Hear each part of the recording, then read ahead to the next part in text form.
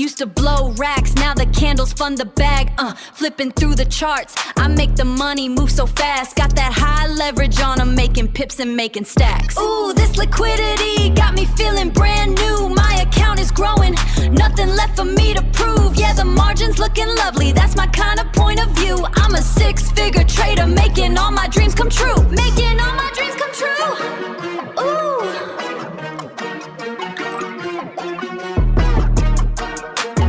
Hi everyone, welcome back to Pips and Stories. I'm Nono. And today, we're starting a journey that could completely change the way you look at money, markets, charts, and risk. But before we talk about strategies, before we talk about candlesticks, before we talk about indicators, before we talk about finding the perfect entry, we need to go right back to the beginning. Because every professional trader was once a beginner. And every experienced trader once had to ask the simplest question. What exactly is Forex? Instead of throwing a beginner straight into complicated charts and telling them to start trading, it treats Forex education like going to school. You start at the beginning. You learn the basics. Then you move into charts. Then technical analysis. Then trading systems. Then risk management. And eventually, you reach the more advanced subjects that separate simply knowing about trading from actually understanding what you're doing. The philosophy is simple. A successful trader isn't someone who wins one trade.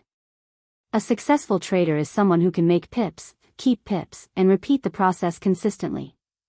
And that distinction is incredibly important.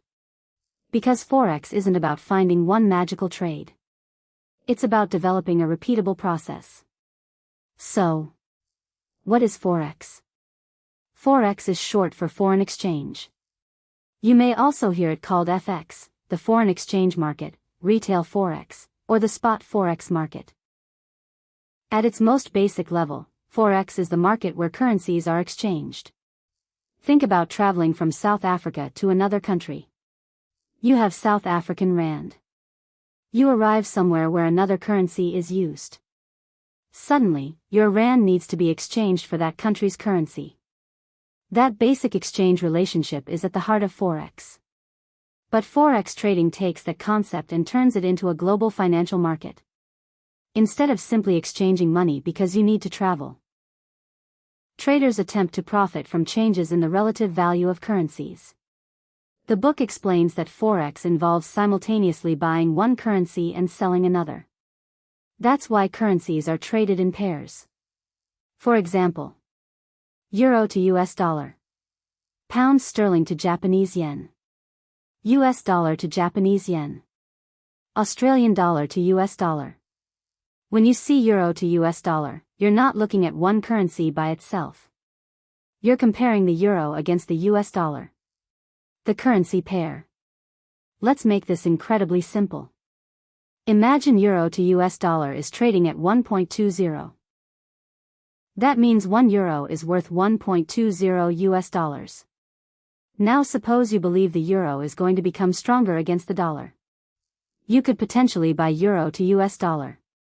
But if you believe the euro is going to become weaker against the dollar, you could potentially sell Euro to US dollar. This is one of the first ideas every Forex trader must understand. When you buy a currency pair, you're buying the base currency and selling the quote currency. When you sell the pair, you're selling the base currency and buying the quote currency. The book uses pound sterling to US dollar to explain this relationship. The British pound is the base currency and the US dollar is the quote currency. So remember. First currency equals base currency. Second currency equals quote currency. Long and short. Now we're going to learn two words you're going to hear constantly in trading. Long and short. Long simply means you're buying. Short means you're selling. If you go long Euro to US dollar, you're expecting Euro to US dollar to rise. If you go short Euro to US dollar, you're expecting Euro to US dollar to fall. Simple, right? But don't let the simplicity fool you. Knowing the definition is easy. Knowing when to buy or sell, That's where the real education begins. The market that never really sleeps. One of the fascinating things about Forex is its global nature. There isn't one giant building somewhere that contains the entire Forex market. The spot Forex market is an over-the-counter market, meaning trading takes place electronically across a global network of participants rather than through one centralized exchange. And because financial centers around the world operate at different times, the market follows the sun. Tokyo, London, New York. Then the cycle continues. The book describes Forex as a market operating around the clock during the trading week, with only the weekend creating the major break. And this is where things become interesting. You don't necessarily have to wake up at the same time every day and trade. Different traders choose different sessions. But remember, a market being open doesn't mean you have to trade it. That's a lesson we'll return to again and again. Why do people trade Forex? So why Forex? The book discusses several characteristics that attract traders. There is no traditional centralized exchange. The market is highly liquid. There are different account sizes.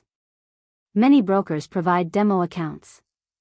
And leverage allows traders to control positions larger than the cash deposited as margin. But here's where Nono needs to slow you down for a second. Leverage is powerful. And powerful things can hurt you if you don't understand them. The book itself describes leverage as a double-edged sword. It can magnify gains, but it can also magnify losses.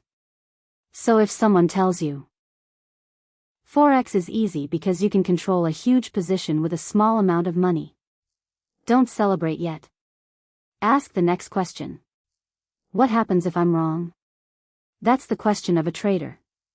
The first big lesson. Here's something I want you to remember from episode 1. Forex isn't a magic money machine.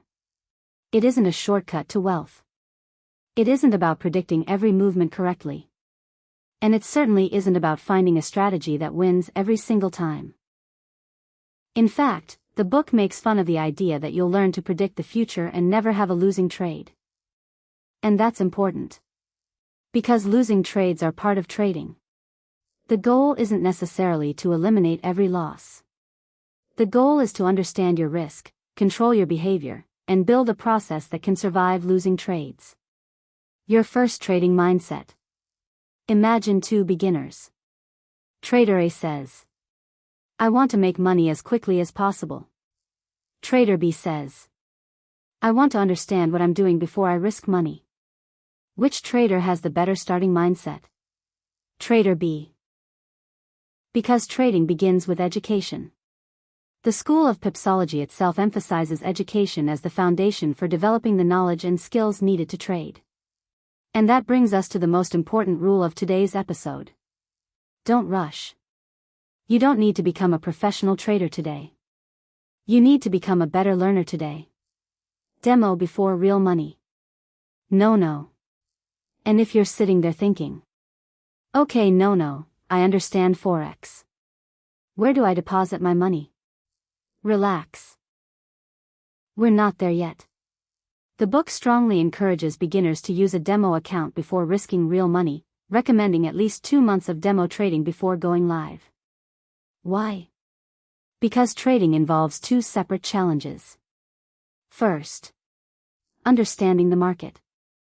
Second, understanding yourself. You might know exactly what a stop loss is. But when real money is disappearing from your account, your emotions might suddenly have a completely different opinion. That's why practice matters. So, class. Today we've learned the foundation. Forex is the foreign exchange market. Currencies are traded in pairs. The first currency is the base currency. The second is the quote currency. Long means buy. Short means sell. Forex is a global, over-the-counter market. And leverage can increase both potential gains and potential losses. Most importantly, we're not here to chase a magical strategy. We're here to build knowledge. Because our journey is only beginning. Next time, we're going to answer one of the questions every beginner asks. How exactly do you make money when trading Forex? We'll talk about buying and selling currencies, exchange rates, pips, lots, margin, and what actually happens when a trade moves in your favor. I'm Nono. Thank you for watching and listening to me until this time. Don't forget to subscribe, like and share this YouTube channel. Bye. Starstruck.